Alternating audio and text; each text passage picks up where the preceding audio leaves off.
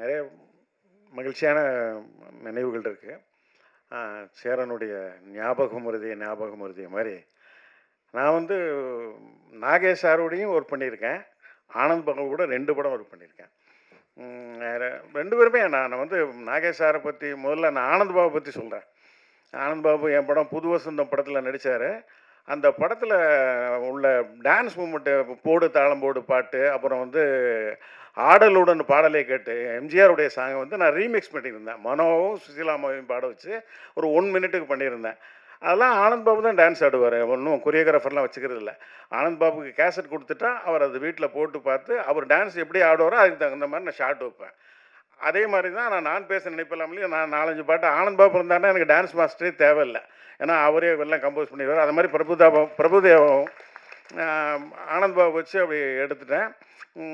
புது வசந்தம் படத்தில் அந்த டான்ஸ் மூமெண்ட்டு தான் ட்ரெய்லரில் ஃபஸ்ட் ஷாட்டாகவே போட்டிருந்தேன். அதெல்லாம் இப்போ அந்த படத்தினுடைய ஓப்பனிங் மிகப்பெரிய ஒரு ஓப்பனிங் கிடச்சிது. அதுக்கு காரணம் வந்து பாபுடைய டான்ஸ் மூமெண்ட்டு.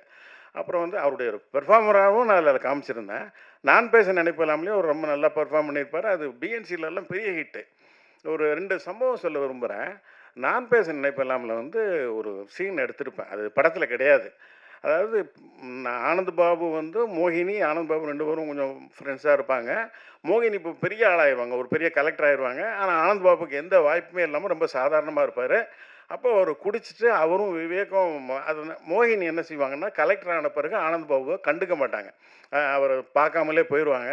ஆனந்த் பாபு ரொம்ப வெக்ஸ் ஆகி குடிச்சிட்டு அவர் விவேக்கிட்ட பேசிட்டே வருவார். ரொம்ப லெங்க்த்து ஷார்ட்டு டயலாக்லாம் பேசிட்டு வரும்போது ஒரு சுரம் சொல்லுவார். அந்த படத்தில் வந்து ஒரு பாடகர்.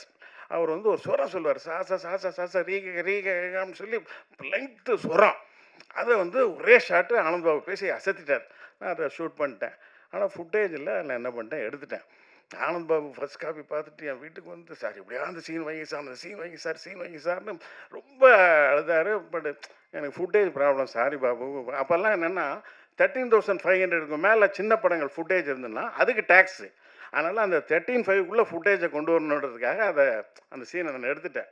இந்த ஆனந்த் பாபுக்கு ஞாபகம் இருக்காதுன்னு நான் நினைக்கிறேன். ஞாபகம் இருக்கா? தேங்க்யூ. அப்புறம் வந்து இதே மாதிரி நாகேஷ் சாரை வச்சு நான் பூவே உனக்கா பண்ணுறேன்.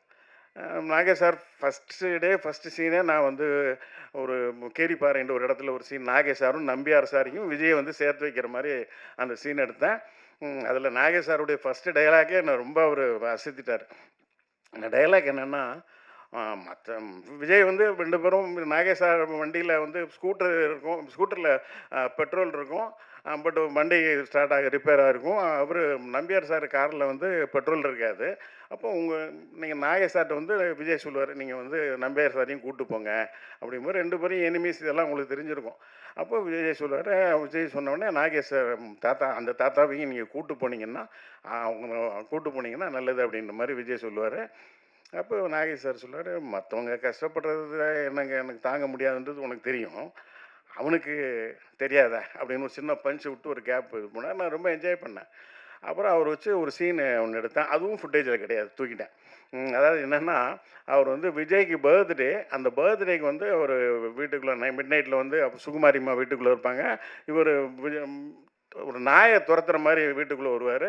வீட்டுக்குள்ளே வந்தோடனே சுகுமாரிம்மா பயந்து பின்பக்கமாக போயிடுவாங்க. அப்போ நாகேஷ் சார் வந்து உள்ளே வருவார். அப்புறம் விஜய் வீட்டுக்குள்ளே கூப்பிட்டு கொஞ்சம் நல்ல சீன், ஒரு இன்ட்ரெஸ்டிங்கான சீனு.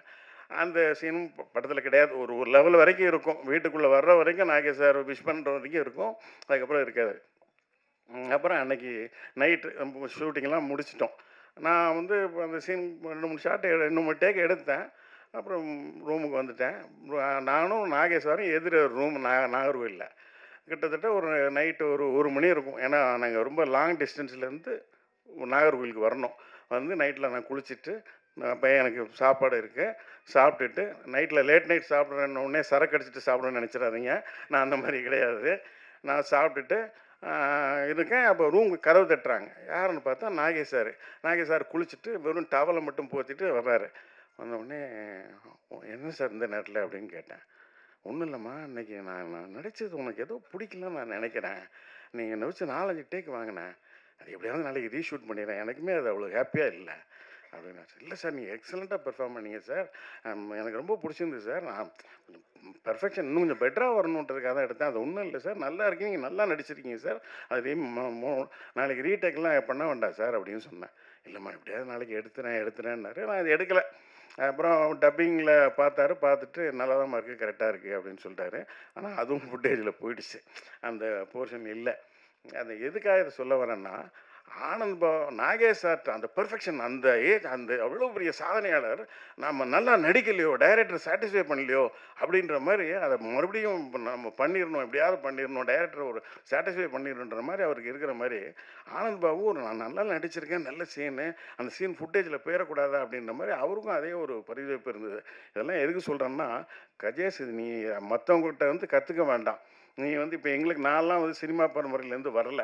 ஆனால் நீ வந்து உனக்கு அவங்க தாத்தா, அவங்க அப்பா இவங்கள்ட்டேருந்தே நீ நிறைய கற்றுக்கலாம்.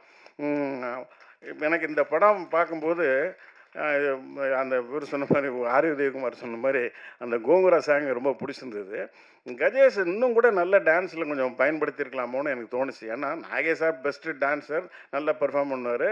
ஆனந்த் பாபு அதே மாதிரி எல்லாருக்குமே தெரியும், பாடும் பாடம் பாடிக்கலாம் அவருடைய டான்ஸுக்காகவே ஓடிச்சு. அது மாதிரி கஜேஷ் இன்னும் கூட டான்ஸு கொஞ்சம் பயன்படுத்தியிருக்கலான்னு தோணுச்சு. பட் அவர் நல்லா தான் ஆடியிருக்கிறார்.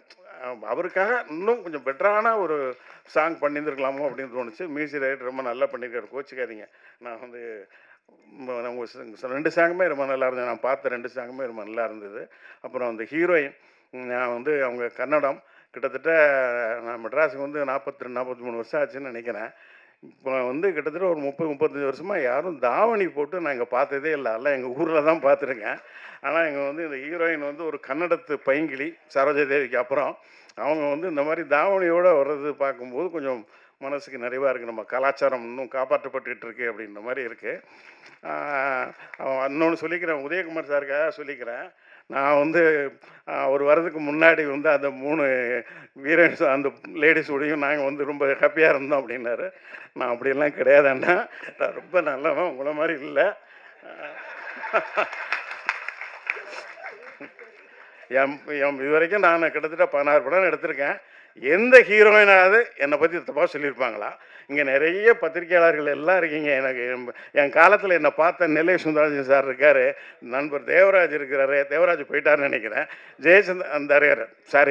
ஜெயச்சந்திரன் இருக்கார், மோகனசுந்தரம் இருக்கார், எல்லாருக்கும் என்னை பற்றி தெரியும். அப்புறம் சரவணன் இருக்கார், எல்லாருக்கும் என்னை பற்றி தெரியும். சத்யா இருக்கார். அதனால் ஆனால் அந்த மாதிரிலாம் இல்லை. அப்புறம் இன்னொன்று, ஒரு பெரிய செல்வந்தர் குடும்பத்திலேருந்து வந்தார் அப்படின்னு சொன்னீங்க. நான் அதுக்கும் சொல்லிக்க விரும்புகிறேன். அஃப்கோர்ஸ் எங்கள் அப்பா ஒரு வசதியானவர் தான். ஆனால் நான் சினிமாவுக்கு வந்து நான் பட்ட கஷ்டங்கள் எந்த டைரக்டரும் பட்டிருக்க மாட்டாங்க. எல்லோரும் அசிஸ்டன்ட் டைரக்டராக இருக்கும்போது பட்டினி கிடந்திருப்பாங்க. நான் பல பேட்டிகளில் சொல்லியிருக்கேன். நான் என்னுடைய முதல் படம் ஒரு சில்வர் ஜூப்ளி கொடுத்துட்டு என்னுடைய 2வது படம் பெரும்புலி ஃபெயிலியருக்கு அப்புறம் நான் பேச நினைப்பேன், நம்ம பாபு தான் ஹீரோ. அதில் நாங்கள் எவ்வளோ ஸ்ட்ரகிள் பண்ணோன்னு அவருக்கு தெரியும். நாங்கள் வந்து அதில் ஃபில்மே இருக்காது, 100 அடி 50 அடி பிட்டு ஃபில்மெல்லாம் வச்சு நாங்கள் அதை ஷூட் பண்ணி 2 வருஷம் போராடி தான் அந்த படம் ரிலீஸ் ஆச்சு. அந்த படம் பண்ணும்பொழுது பாதியில் படம் நிற்கும். அப்போ நான் எத்தனை நாள் நான் பட்டினி கிடந்திருப்பேன்னு என் கூட அந்த பாபா லக்ஷ்மணன் சொல்லி இப்போ சினிமாலெல்லாம் காமெடியாக நடிச்சிட்டு இருக்கான், அவன்கிட்ட கேளுங்க, அவன் சொல்லுவான். அப்படிலாம் நிறைய சினிமாவில் கஷ்டப்பட்டு போராடி தான் நான் டைரக்டர் ஆனேன். அந்த வசதிகள் எதுவுமே நான் அனுபவிக்கலை. இன்ஃபேக்ட் எங்கள் அப்பா இறந்த பிறகு இப்போ தான் அந்த சொத்துக்கள்லாம் கொஞ்சம் வந்திருக்கு. நீங்கள் நினைக்கிற மாதிரி பெரிய கோடீஸ்வரன்லாம் நான் கிடையாது. ஒரு கிராமத்தில் ஒருத்தர் பண்ணையாராக இருந்தாருன்னா அவர் என்ன, அந்த கிராமத்தில் இருக்கிறவங்களில் ஒரு 10 ஏக்கர் 20 ஏக்கர் வச்சுருந்தா அவர் பண்ணையார், அவ்வளோதான். அந்த அளவுக்கு தான் நான் வசதியானவன். ரொம்ப எல்லாரும் சொல்கிற அளவுக்குலாம் நான் ஒன்றும் சத்யராஜ் சார் மாதிரிலாம் ஜமீன் பரம்பரைலாம் கிடையாது. ஓகேங்களா? அதனால் அதையும் தெளிவுபடுத்திக்க விரும்புகிறேன். அப்புறம் உண்மையிலே உதயகுமார் சார் சொன்ன மாதிரி கஸ்தூராஜ் சார் உண்மையிலே ஒரு புண்ணியம் செஞ்சுருக்காரு. அவர் வாழ்கிற காலத்துலேயே அவர் பையன் 2 பேரும் பெரிய, தனுஷ் ஒரு பெரிய ஹீரோவாக இன்றைக்கி சக்ஸஸ்ஃபுல்லாக இருக்கார், இந்தியா பூரா பேசப்பட்ட ஒரு நடிகராக இருக்கார். அதே மாதிரி செல்வராகவனும் மிகப்பெரிய டைரக்டராக இருக்கார். நானும் ஒரு சின்ன நம்பிக்கையோடு இருக்கேன், நம்ம பையனும் நாம் வாழ்கிற காலத்துலேயே ஒரு பெரிய நடிகனாக ஆயிடணும்னு நினைக்கிறேன். பார்க்கலாம், அது கடவுள் கையில் இருக்குது. கஜேஷ்க்கு என்னுடைய வாழ்த்துக்கள். பாபு, ஆனந்த் இந்த படம் வந்து என்னை ஆனந்த் பாபு தான் கூப்பிட்டாரு, அப்புறம் கஜேஷும் என்னை கூப்பிட்டாரு. அவங்களுக்கு என்னுடைய நன்றி. நிச்சயமாக எப்படி ஹிந்தியில் வந்து ராஜ் கபூர் ஃபேமிலி, பிருத்திவிராஜ் கபூர், ராஜ் கபூர், அப்புறம் ரிஷி கபூர், ரந்தீர் கபூர், அப்புறம் ரன்வீர் கபூர் வரைக்கும் ஒரு 4 ஜென்ரேஷன். தெலுங்கில் நாகேஸ்வர ராவ், நாகார்ஜுனா, நாக சைத்தன்யா, நடிகர் திலகம் சிவாஜி கணேசன் சார், பிரபு சார், அப்புறம் விக்ரம் பிரபு, முத்துராமன் சார், கார்த்திக், கௌதம் கார்த்திக் வரைக்கும். அதே மாதிரி நாகேஷ் சார், ஆனந்த் பாபு சார், அப்புறம் கஜேஷ். இந்த வாரிசுகளும் ஜெயிக்கட்டும், வாழ்த்துக்கள். கஸ்தூராஜா சார் ரொம்ப கிளியராக சொன்னார். எங்களுக்கெல்லாம் எங்கள் பையன் ஹீரோ ஆகும்போது பெரிய எக்ஸ்பெக்டேஷன் இல்லைன்னு சொன்னார். ஏன்னா நாங்கள்லாம் டைரக்டர்ஸ் ஒன்றும் பெரிய எதிர்பார்ப்பு இருக்காது. ஆனால் நீங்கள் உங்களுக்கு பெரிய பாரம்பரியம் இருக்குது. அவர் சொன்ன மாதிரி அவர் ரொம்ப அழகாக சொல்லியிருக்கிறாரு. அதெல்லாம் மைண்டில் வச்சுட்டு ஜாக்கிரதையாக படங்கள், நல்ல கதைகள் செலக்ட் பண்ணி பண்ணுங்கள். வாழ்த்துக்கள். நன்றி, வணக்கம்.